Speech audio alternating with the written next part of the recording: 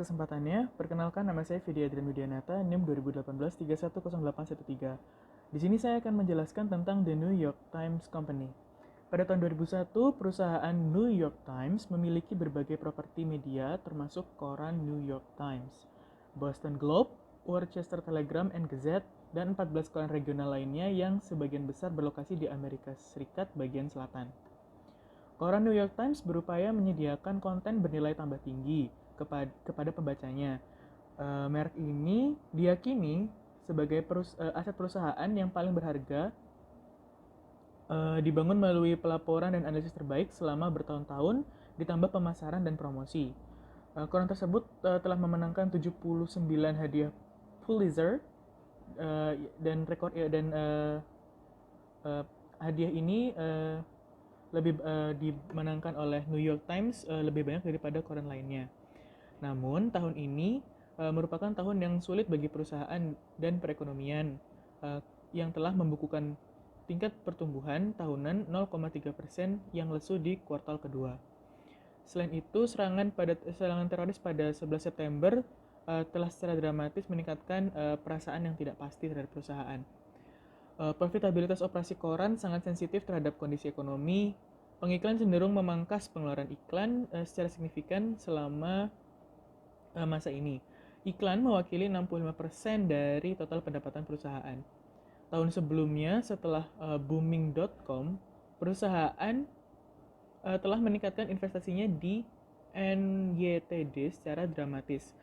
Tetapi pada awal tahun 2001, keuntungan perusahaan mulai menurun dan Nasdaq telah jatuh sehingga setengah dari puncaknya yang dicapai pada bulan Maret 2000. Akibatnya, toleransi terhadap kerugian yang telah dikumpulkan NYTD berkurang dengan cepat.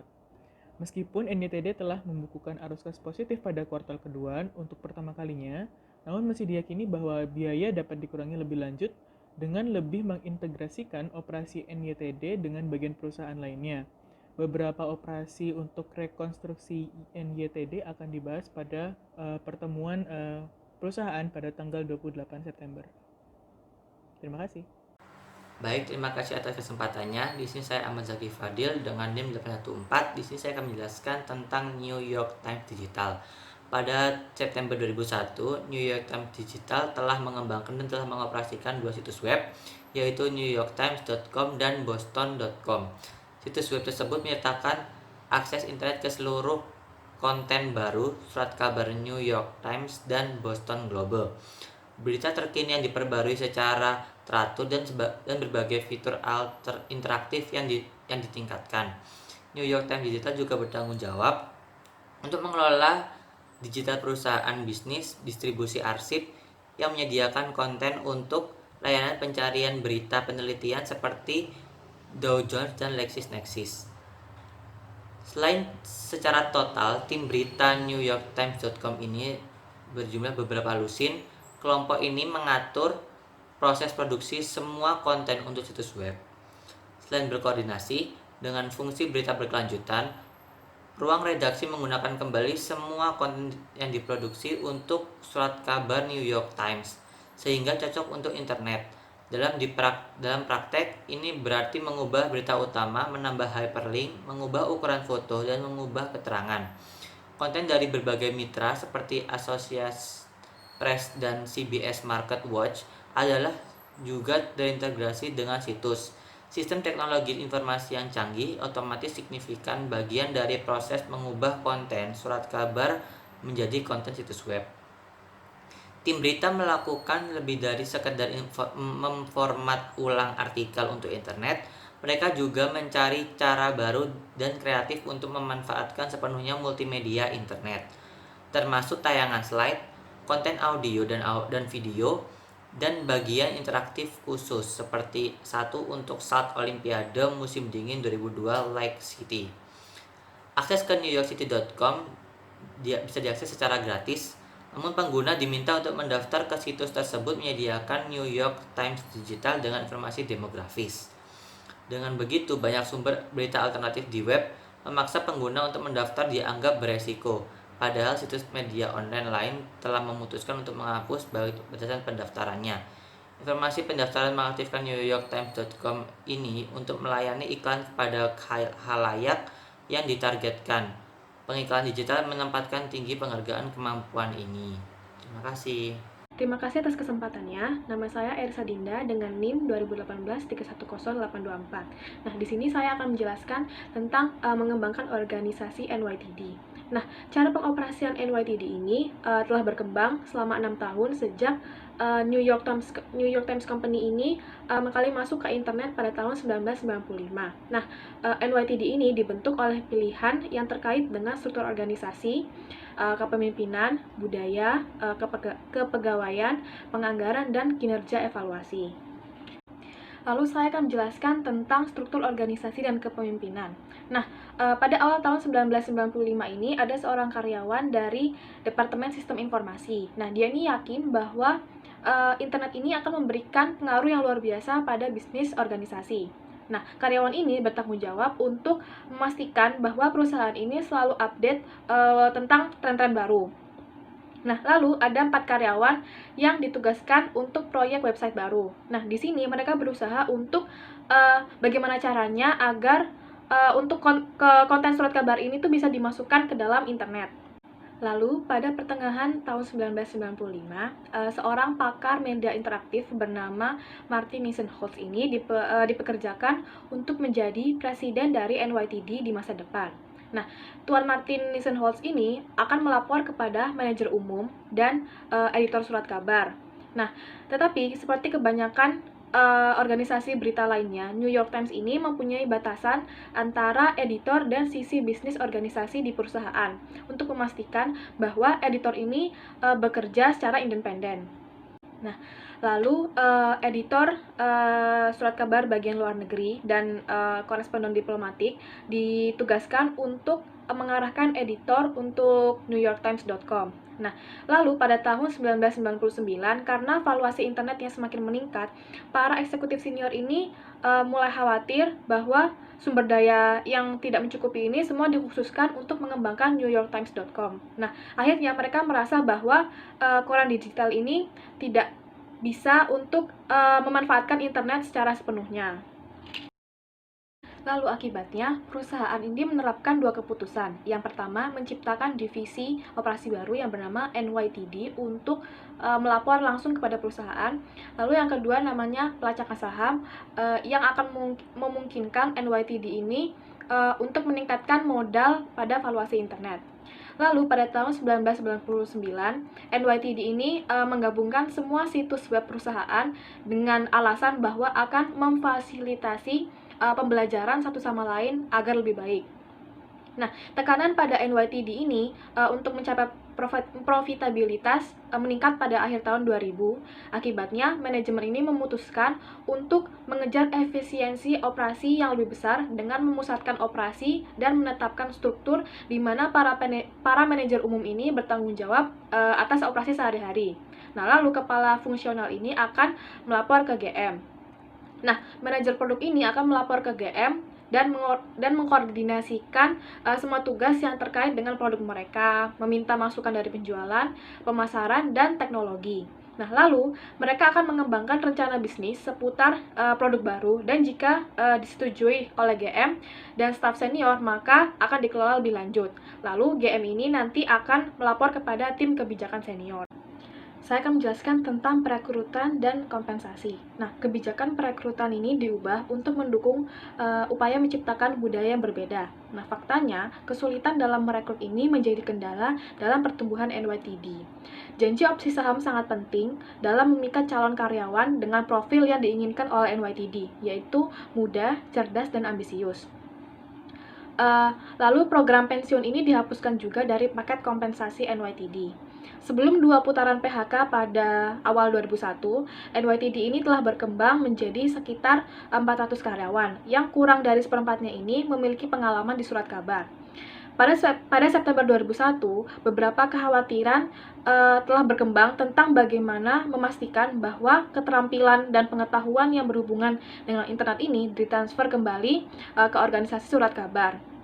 Nah, meskipun NYTD ini berkembang, tidak mungkin memenuhi semua kebutuhan akan kreativitas, otonomi, dan otoritas. dalam situasi yang terancam menjadi lingkungan internal yang terlalu kompetitif, NYTD ini harus mengembangkan pendekatan kepemimpinan yang lebih kuat dan konfrontatif daripada yang biasa dilakukan di dalam perusahaan.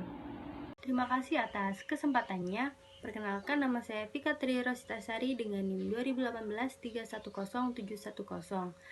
Saya akan melanjutkan presentasi dari rekan saya, yaitu untuk selanjutnya pada Developing the New York Times Organization.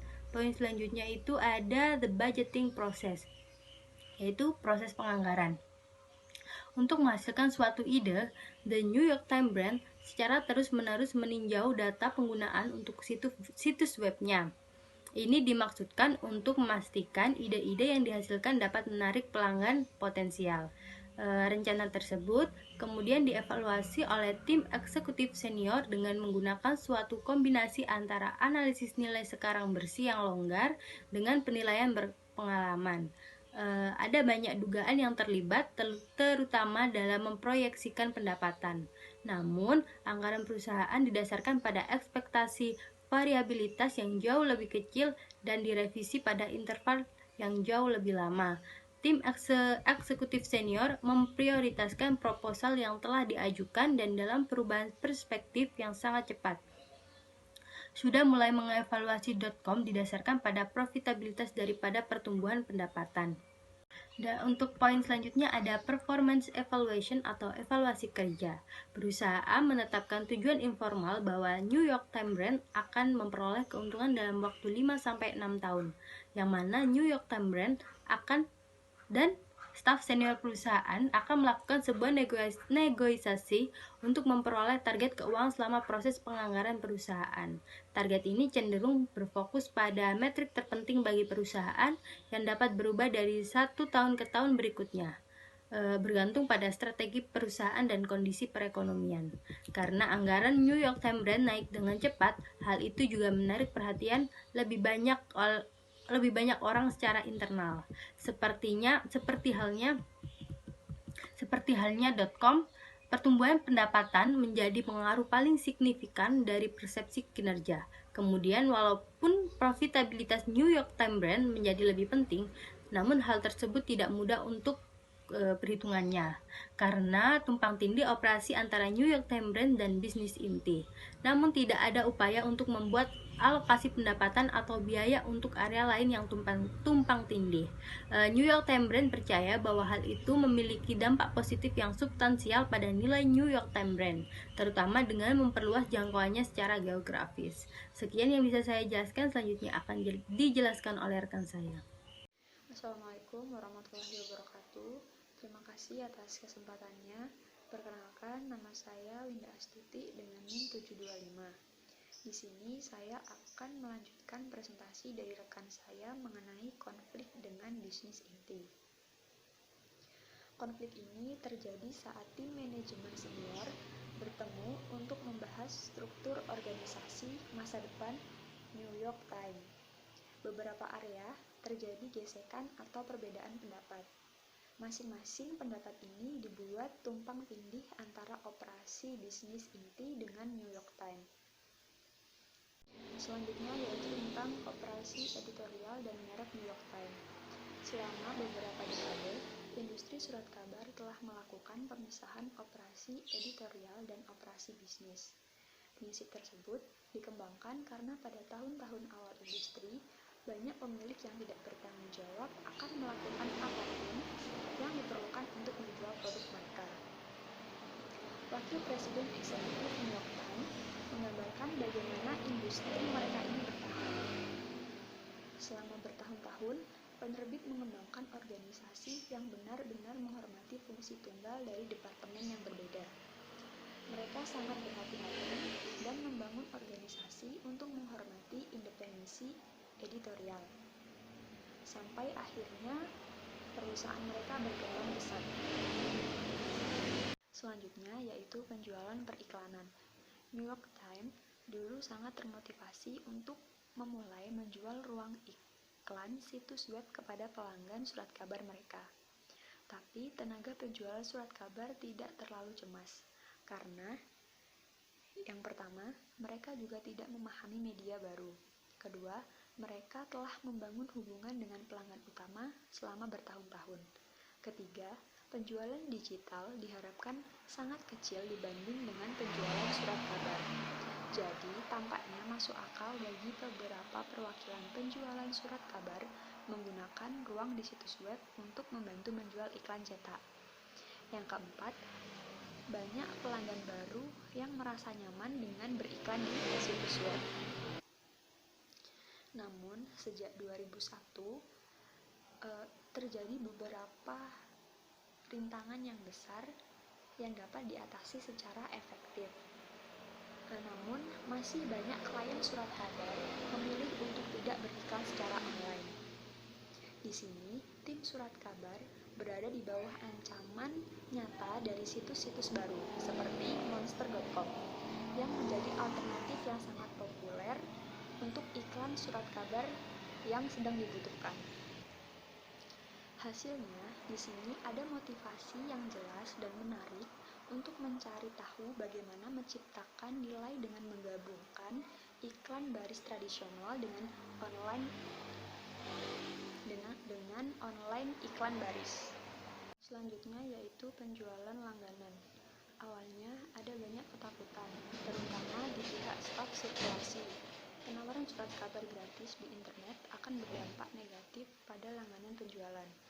Setelah mengumpulkan data ekstensif, membandingkan jumlah pembaca situs web dengan jumlah pembaca versi cetak, ketakutan itu pun mereda. Setelah itu, dilakukan survei oleh beberapa kelompok. Namun, survei tersebut gagal untuk mendukung ketakutan akan adanya pengurangan jumlah langganan pembaca situs web.